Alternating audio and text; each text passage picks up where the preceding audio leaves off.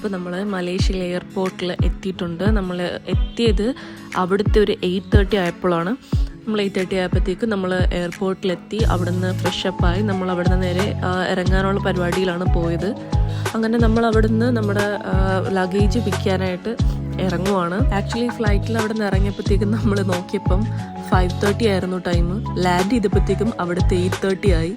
നമ്മുടെ അവിടുത്തെ ചെക്കിങ്ങും കാര്യങ്ങളും എല്ലാം കഴിഞ്ഞ് നമ്മൾ അവിടുന്ന് എയർപോർട്ടിൻ്റെ ഉള്ളിലാണ് ഈ കാണുന്നത്. എയർപോർട്ടിൻ്റെ ഉള്ളിൽ സത്യം പറഞ്ഞാൽ ഒരു കോംപ്ലക്സ് ഫീലായിരുന്നു. നമ്മളൊരു മാളിലൊക്കെ കയറുന്നൊരു ഫീലായിരുന്നു അതിൻ്റെ ഉള്ളിൽ. കംപ്ലീറ്റ്ലി ഭയങ്കര അടിപൊളിയായിരുന്നു. ഒരു വല്ലാത്തൊരു എക്സ്പീരിയൻസ് ആയിരുന്നു. കാരണം നമ്മളൊരു മാളിൽ കയറുന്നൊരു ഫീലാണ് എനിക്ക് കിട്ടിയത്. അവിടെ കയറിയപ്പം ഒരുപാട് ഷോപ്സ് ഉണ്ട്, ഒരുപാട് ഗെയിമിംഗ് സ്പോട്ട്സ് ഉണ്ട്, ഒരുപാട് സംഭവങ്ങൾ അങ്ങനെ നമുക്ക് കാണാനുണ്ടായിരുന്നു അവിടെ. ഞങ്ങൾ നിയർലി ഒരു 28 പീപ്പിൾസ് ഉണ്ടായിരുന്നു നമ്മുടെ കൂടെ. അപ്പോൾ എല്ലാവരുമായിട്ടാണ് നമ്മൾ ഒരു പാക്കേജ് എന്ന രീതിയിലാണ് നമ്മൾ പോയത്. ഞാൻ എൻ്റെ നേരത്തെ വ്ളോഗിൽ പറഞ്ഞ പോലെ തന്നെ എനിക്ക് നല്ല വിശപ്പുണ്ടായിരുന്നു. ഞാൻ ഫ്ലൈറ്റിൽ നിന്നൊന്നും കഴിച്ചില്ല. കാരണം നൈറ്റ് ആയതുകൊണ്ട് തന്നെ കയറി ആ ക്ഷീണത്തിൽ നല്ലപോലെ ഉറങ്ങി. അങ്ങനെ നമ്മൾ അവിടെ നേരെ ഫുഡ് കഴിക്കാനായിട്ടാണ് ഫസ്റ്റ് കയറിയത്. അവിടെ നമുക്ക് ഗൈഡ് പറഞ്ഞായിരുന്നു നമുക്കൊരു ഇന്ത്യൻ റെസ്റ്റോറൻറ്റ് ഉള്ളിലുണ്ട്, അപ്പോൾ അവിടെ നമുക്ക് ഫുഡ് കഴിച്ചിട്ട് അവിടെ നിന്ന് ഇറങ്ങാമെന്ന് പറഞ്ഞായിരുന്നു. ഒരുപാട് വെറൈറ്റി കൈൻഡ്സ് ഓഫ് ഫുഡ്സൊക്കെ അവിടെ ഉണ്ടായിരുന്നു. പക്ഷെ നമ്മൾ ഫസ്റ്റ് ഡേ ആയതുകൊണ്ട് വെറുതെ ഷോകാക്കണ്ടെന്ന് പറഞ്ഞാൽ നമ്മൾ ദോശയൊക്കെയാണ് കഴിച്ചത്. പിന്നെ നമ്മൾ അവിടുന്ന് നമ്മുടെ വണ്ടി വരാനായിട്ട് വെയിറ്റ് ചെയ്ത് നിൽക്കുവാണ്. ഫസ്റ്റിൽ തന്നെ നമ്മൾ റൂമിലേക്കല്ല പോകുന്നത്. ഒരു സ്പോട്ട് നമ്മൾ വിസിറ്റ് ചെയ്തിട്ടാണ് നമ്മൾ റൂമിലേക്ക് പോകുന്നത്. നമ്മൾ കുറച്ച് നേരം അവിടെ ഇരുന്ന് ഇങ്ങനെ അവരെ വെയിറ്റ് ചെയ്തിരിക്കുമായിരുന്നു. നിയർലി ഒരു 15 or 20 minutes നമ്മളവിടെ വെയിറ്റ് ചെയ്തിരുന്നു. അങ്ങനെ ഫൈനലി നമ്മുടെ വണ്ടി എത്തിയിട്ടുണ്ട്.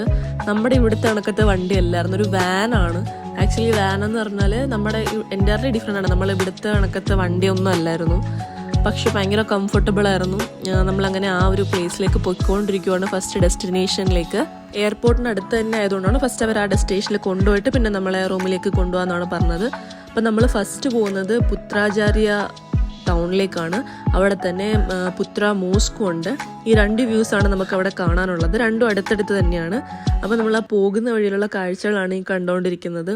ഒരുപാട് ബിൽഡിങ്സ് ഉണ്ട്, ഒരുപാട് ഹൈറ്റിലാണിത് ബിൽഡിങ്സ്. ഇവരെല്ലാവരും അവിടെയുള്ള ഓൾമോസ്റ്റ് എല്ലാ ബിൽഡിങ്സും ഭയങ്കര ഹൈറ്റിലാണ് ഇവർ ബിൽഡ് ചെയ്തിരിക്കുന്നത്. നമ്മൾ തന്നെ ഭയങ്കര അത്ഭുതത്തോടെ നോക്കിയപ്പോൾ, കാരണം എല്ലാം ഭയങ്കര ഹൈറ്റാണ്.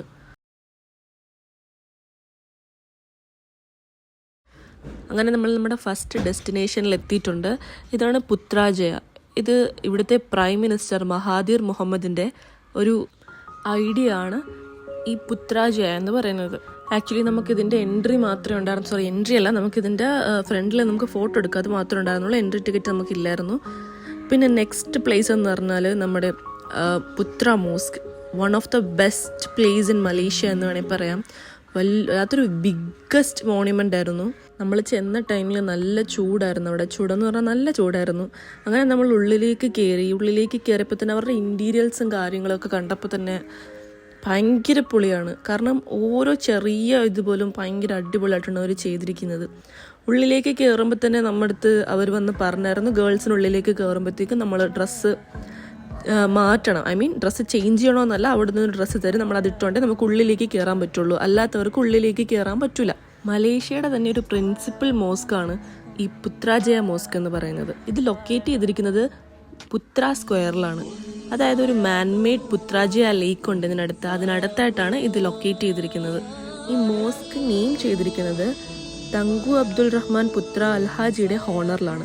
He was the first prime minister of Malaysia.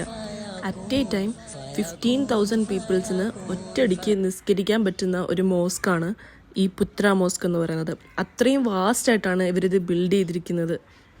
വേൾഡിലെ തന്നെ ബിഗ്ഗസ്റ്റ് പിങ്ക് മോസ്ക് എന്നാണ് ഈ പുത്ര മോസ്കിനെ അറിയപ്പെടുന്നത്.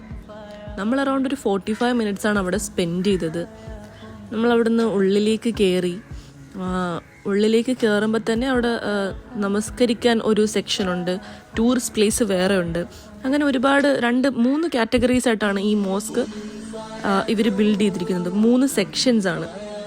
ഒരു കോർട്ട്യാർഡ്, ഒരു പ്രെയറിംഗ് റൂം, അല്ലാതെ ഒരു വിസിറ്റേഴ്സ് റൂം. അങ്ങനെ 3 എണ്ണമായിട്ടാണ് ഇവരിത് ബിൽഡ് ചെയ്തിരിക്കുന്നത്. 3 എൻട്രി ആണുള്ളത്. ഒരുപാട് ഫോറിനേഴ്സ് ഇവിടെ വിസിറ്റ് ചെയ്യുന്നുണ്ട്. അവരാണെങ്കിൽ പോലും ഇതിനുള്ളിലേക്ക് കയറണമെങ്കിൽ ഈ ഒരു ഡ്രസ്സ് മസ്റ്റായിട്ടും ഇട്ടേ പറ്റൂ. ഈ ഒരു ഡ്രസ്സ് നമുക്ക് ഇഷ്ടമുള്ള രീതിയിൽ ഇടാൻ പറ്റത്തില്ല. ഹെയർ കംപ്ലീറ്റ് ആയിട്ടും മറച്ചിരിക്കണം. ഈ ഒരു സെക്ഷനിലൊക്കെ നമുക്കിങ്ങനെ ഫോട്ടോസും വീഡിയോസൊക്കെ ഇങ്ങനെ നിന്നുകൊണ്ട് എടുക്കാം. പക്ഷെ അതിനകത്തേക്ക് കയറുമ്പോഴത്തേക്കും കംപ്ലീറ്റ്ലി ഹെയർ കവർ ചെയ്തിരിക്കണം. അത് അവിടുത്തെ റൂളാണ്. അവിടെ ഒരുപാട് സെക്യൂരിറ്റി ഗാർഡ്സും കാര്യങ്ങളൊക്കെ ഉണ്ട്.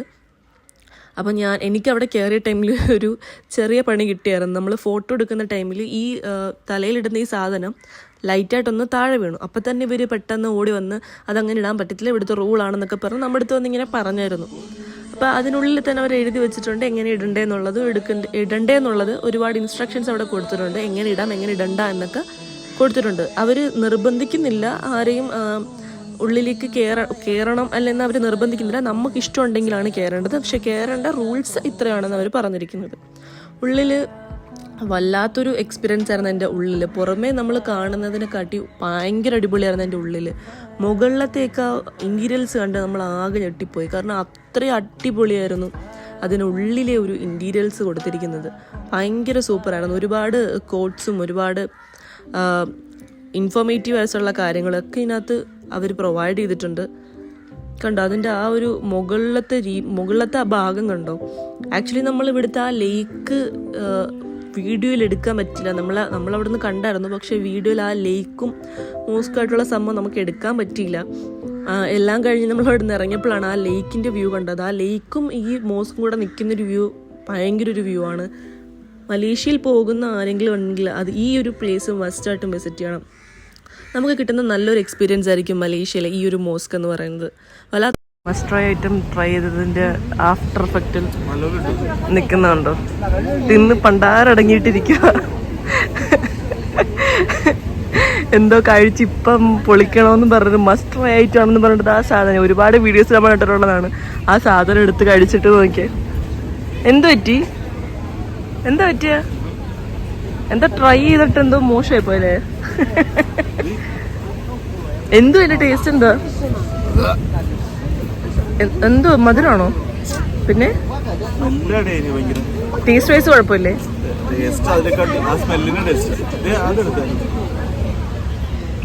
എന്ത് വ്യൂ ആണല്ലോ ഇത്.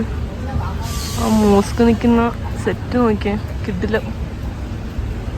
ഇത്ര ഹൈപ്പിലായിരുന്നു. നമ്മളങ്ങനെ അവിടെ നിന്ന് നേരെ റൂമിലേക്കാണ് വന്നത്. നല്ല ടയേർഡായിരുന്നു.